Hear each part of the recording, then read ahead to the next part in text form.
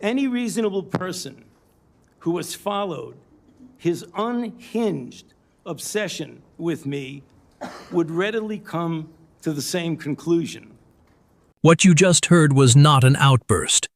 It was not a man losing his temper under pressure. That was Dr. Anthony Fauci, 50 years of service to this country, the man this nation turned to through HIV, through Ebola, through a global pandemic, sitting under subpoena, telling a room full of United States senators on the record that he was the target of an unhinged obsession. And that obsession, in his own words, has a name: Senator Rand Paul. For years, Paul has waged a public campaign against Fauci, the accusations, the demands that he be prosecuted, a fight that has, by Fauci's own account, become deeply personal. Today, under oath, that campaign got its moment in front of the entire country. Stay with us, because what you're about to see is exactly how this hearing was built, piece by piece, quote by quote, and exactly what happened when the people in that room started reading Paul's own words back to him. The receipts are on the record, and by the end of this video, you won't have a single doubt about what today's hearing was really designed to do. It gets worse. Stay with us. Here's the moment the entire hearing turns on its head. Dr. Fauci, under subpoena, forced into that chair by the very man now presiding over him, doesn't wait to be grilled. Before a single question is even asked, he takes the floor himself and turns the accusation back around, in plain sight, on the record. However, given Senator Paul's obvious obsession with calling for my prosecution, his repeated slanderous comments about me, and recently his publicly releasing my unredacted personal diary aimed at embarrassing and intimidating me, the only conclusion I can reach is that the sole reason he is calling me before this committee is to get me to say something, anything, that could vindicate his repeated public pledges that I end up, in his words, quote, behind bars, unquote. Any reasonable person who has followed his unhinged obsession with me would readily come to the same conclusion.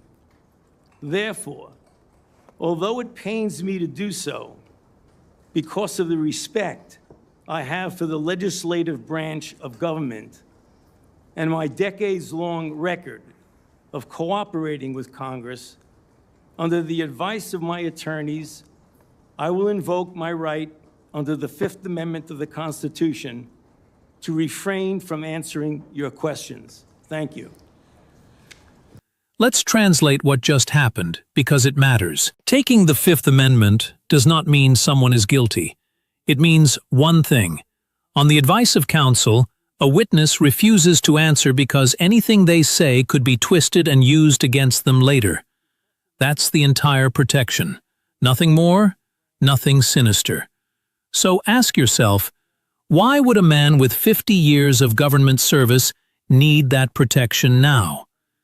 Fauci just told you why, under oath. According to his own statement, Rand Paul has publicly called for his prosecution. Rand Paul has made, in Fauci's own words, repeated slanderous comments about him. And Rand Paul released Fauci's unredacted personal diary to the public, which Fauci says was aimed squarely at embarrassing and intimidating him. Ask yourself, what kind of senator publishes a private citizen's personal diary, not to inform the public, but, by Fauci's own account, to intimidate him? Not us. Not anyone we'd trust with power. Fauci laid out his own conclusion. This hearing was never built to gather information. It was built to get him to say something, anything, that could deliver on Paul's own repeated public pledge that Fauci end up, in Paul's words, behind bars. That is not oversight. That, in Fauci's own telling, is a trap. And so, with visible reluctance, he says himself it pains him to do it, Fauci refuses to hand over a single word. Right now, this is only Fauci's account. But stay with us, because the next senator to speak brought paper to back up every word of it. If Fauci's version sounds explosive, just wait until you hear a United States senator read Rand Paul's own words straight back into the official record. Fauci just called this a trap. Now watch what happens when someone brings proof instead of an accusation. Senator Richard Blumenthal, a former Attorney General of Connecticut who spent decades building real prosecutions, doesn't offer an opinion. He picks up a letter and starts reading Rand Paul's own words, with dates attached, straight into the record. Let's be very clear. The Fifth Amendment is a right of everyone appearing before an authority like this one. It should be respected. And the reason that Dr. Fauci has invoked it, in the words of his attorney, quote, during and after the COVID-19 pandemic, Dr. Fauci appeared at least a dozen times for congressional hearings in the Senate alone in answer to questions about the very issues on which you purport to seek information. He has been thoroughly transparent and consistent in providing factual information to Congress, and he is deeply familiar with the processes and protocols of sharing information with the legislative branch. And then, referring to the chairman, this years-long public crusade against Dr. Fauci makes one thing clear. This is not a serious effort to seek information from Dr. Fauci in a transcribed interview for a valid legislative purpose. You are single-mindedly fixated on Dr. Fauci, seeing Dr. Fauci prosecuted for imaginary crimes, and you are so invested in that outcome that you have created a personal brand around it. Those are the words of his attorney, and he cites as well the statements of the chairman, which indicate a clear intent that the result of this proceeding be a prosecution. Quote, the power of some of us must be used for good, like putting Fauci in jail. That's from December 23, 2025. I want to give him a subpoena and a jail cell, also from December of 2025. The first was 2024. Those kinds of statements by the chairman of a committee in tweets certainly provide a well-founded fear that the proceeding underway is simply an effort to trap Dr. Fauci in some kind of criminal wrongdoing. That is not the purpose of a congressional hearing, not the valid purpose of a congressional hearing. During some of the dark days in this body, under Senator Joe McCarthy, it became standard operating procedure to seek that kind of prosecutorial objective. We should not be part of a rerun of that kind of effort. Let's slow down, because this is the moment the whole case falls into place. A sitting United States senator just stood up and read Rand Paul's own, dated, publicly stated words directly into the Senate record. Not Blumenthal's words, Paul's own. According to the letter Blumenthal is reading, Dr. Fauci already testified before the Senate at least a dozen times during and after the pandemic, answering exactly these questions. He's already given the accountability over and over for years. So why take the fifth now? Because, according to that same letter, Chairman Paul said this on the record. The power of some of us must be used for good, like putting Fauci in jail. And this. I want to give him a subpoena and a jail cell promised in 2024, promised again in December 2025, before a single hearing, before a single question. Who are you really fooling, Senator? You cannot spend years publicly vowing to put a man behind bars, then drag him into your committee room and call it a neutral investigation. For the rest of us, ordinary families who just want a government that actually solves problems, this looks exactly like what Fauci's own attorney called it, a years-long public crusade, fixated on one man that's become, in the letter's own words, a personal brand. Then Blumenthal reached for the harshest comparison in American political memory, Joe McCarthy. In the 1950s, McCarthy turned Senate hearings into a weapon to destroy people, not to inform the public. A period so notorious it gave America the word McCarthyism. Blumenthal just told this chairman to his face that today looks like a rerun. These aren't our words. They're already sitting in the official congressional record. Because next, Senator Peters steps up with something even worse. Proof of the money made off Fauci's face and the protection Paul tried to take away. Blumenthal brought the letter. Now Senator Gary Peters brings the timeline and the receipts. Watch closely, because Peters doesn't offer an opinion. He lays out one by one what Rand Paul has said, what he's published, what he's profited from, and what he tried to take away from a man who was already living under credible death threats. Unfortunately, today's hearing is the latest step in the chairman's sharp departure from that long tradition. This hearing appears to be a culmination of months of biased and selected efforts by the majority under the guise of a committee investigation to basically legitimize a predetermined conclusion that was reached years ago. In 2021, the chairman has called for today's witness to be fired, to be arrested, accused him of leading cover-ups and conspiracies. He has even featured the witness prominently in fundraising emails and on the cover of his book. He has also called for the cancellation of the witness's security detail, despite the fact the witness and his family have received numerous credible death threats. Let's take this one item at a time, because Peters just laid out a case that goes well beyond ordinary political disagreement. First, starting in 2021, years before this subpoena, years before this gavel ever came down, Rand Paul was already publicly demanding that Fauci be fired, then arrested, then accused, publicly, of running cover-ups and conspiracies. According to Peters, that's not a private grudge. That's a matter of public record. Second, Paul put Fauci's face on his own fundraising emails and on the cover of his own book.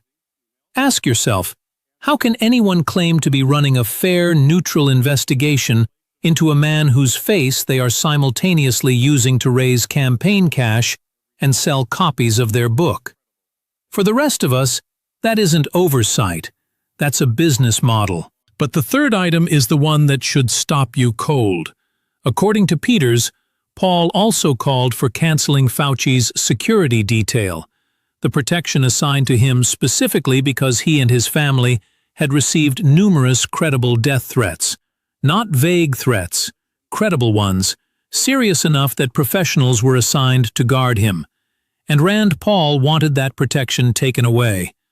What does a senator who's building a fair case gain from stripping away a witness's security? We're not going to answer that for you. Peters already did. Put it all together, the 2021 accusations, the fundraising, the book, the security detail, and the trap Fauci described earlier isn't just his word anymore. According to a sitting U.S. senator, it's a documented timeline. But Peters wasn't the last word.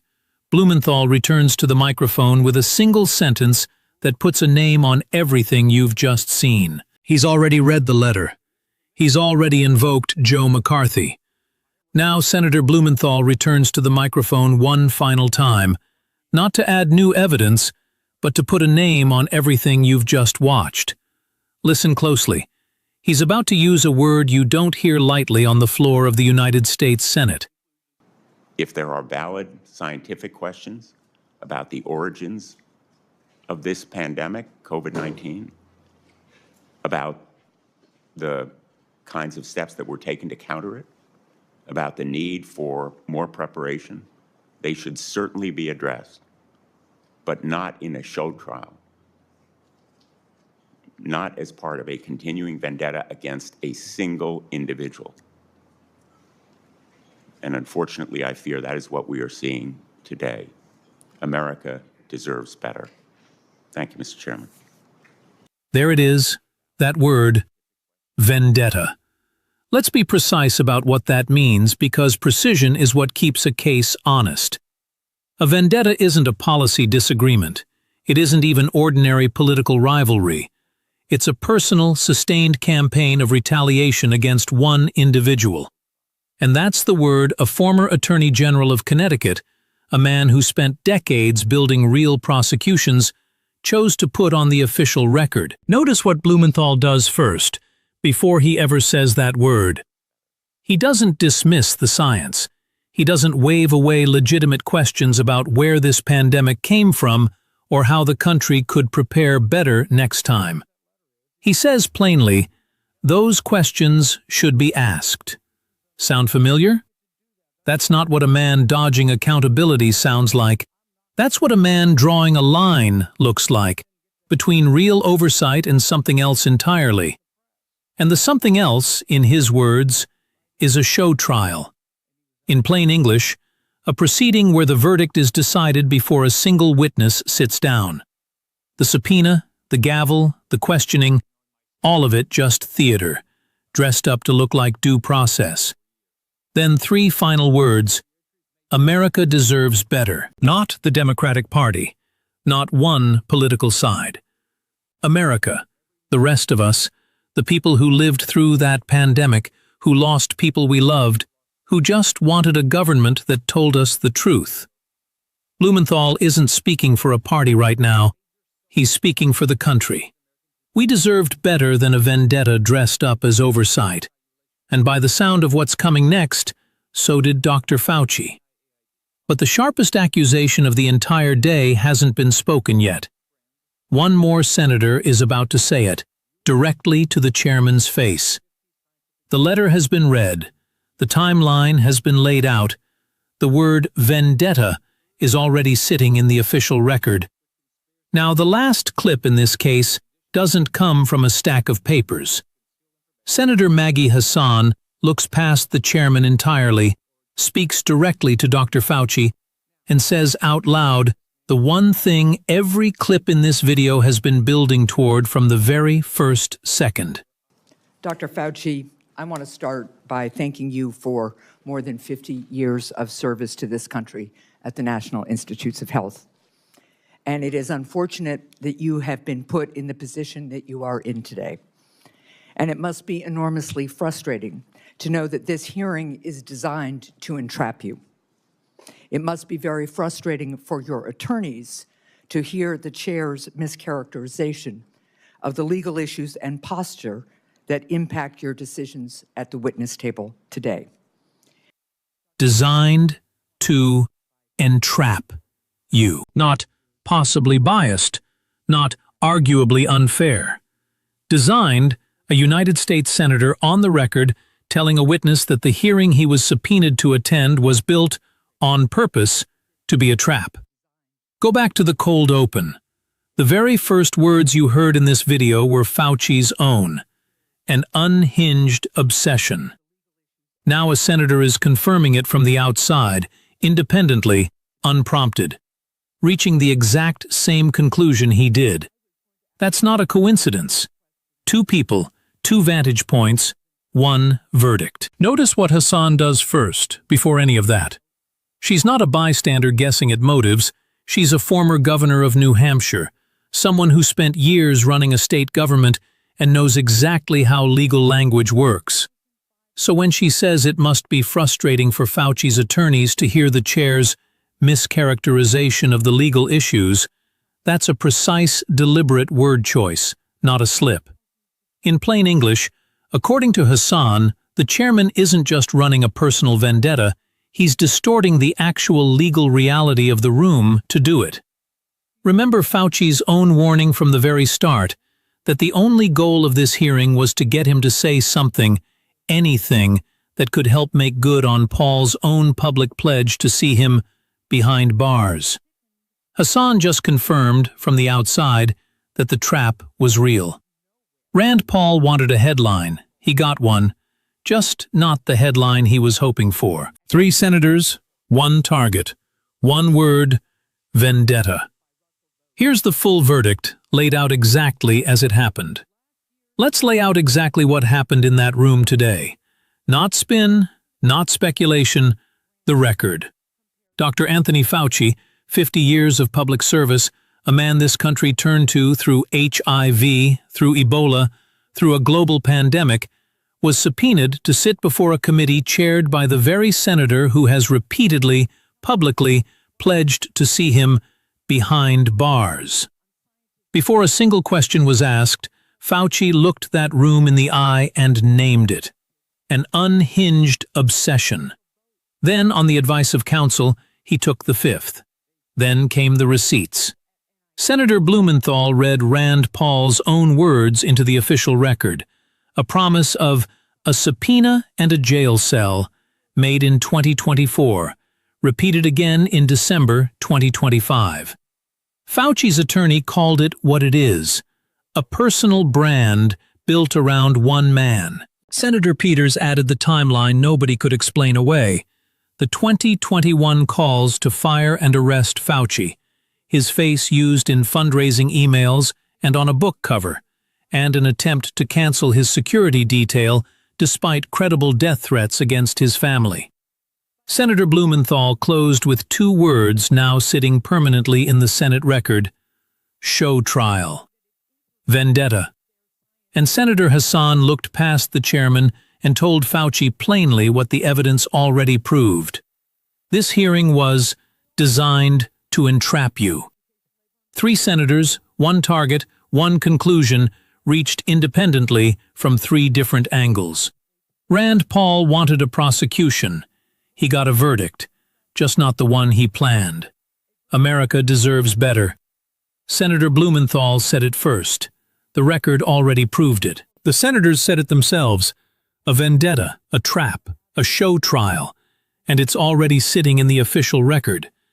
If you agree America deserves better, hit like, subscribe, and share this video. Because power only gets held accountable when the rest of us make sure everyone sees it.